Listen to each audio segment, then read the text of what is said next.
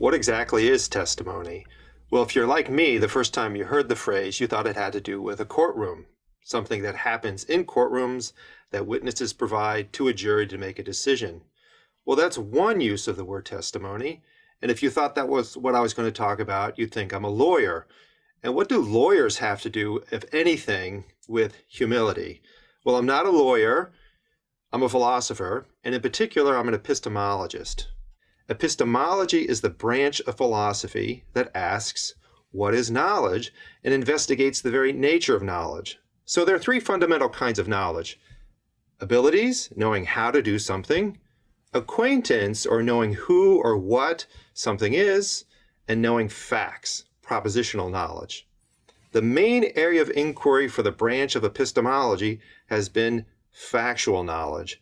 How do we know that something is the case? And what is it to know that something is the case?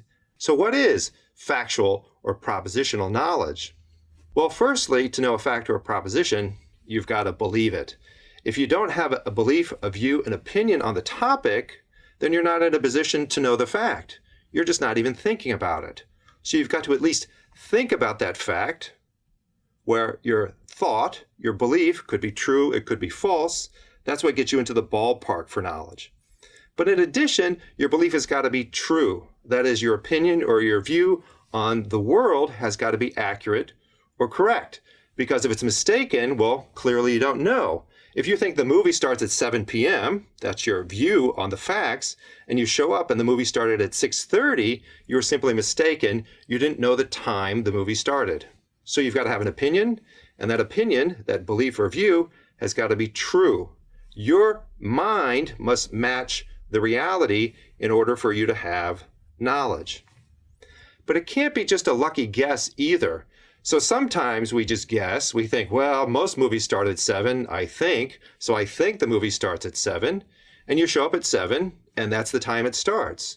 So you got it right. Your view matched reality. But really, you didn't know. You were just guessing.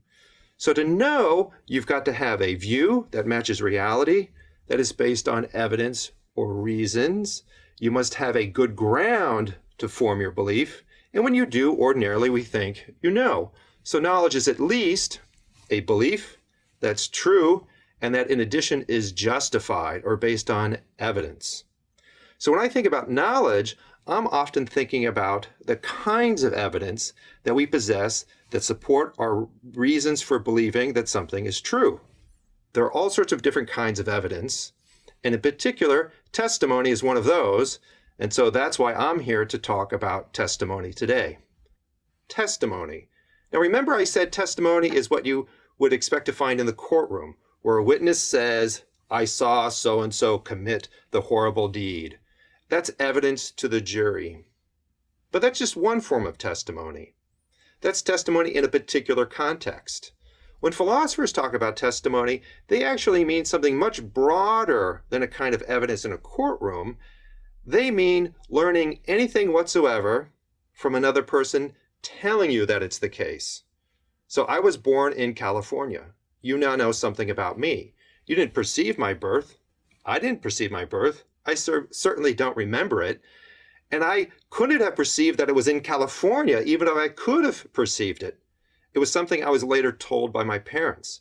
So I've told you something where I was born. You now know that through testimony. And I know it through testimony from my parents. And they probably know that they were in California from things that other people told them. So there are many things we know about ourselves that we can share with other people, that we know from what someone has told us, that I then convey to you by telling you. Testimony is the philosopher's expression for a way of coming to know things. So testimony is an enormous source of factual knowledge that we want to better understand. And that's my goal in this lecture, is to provide more information about the way philosophers have thought about testimony as a source of knowledge.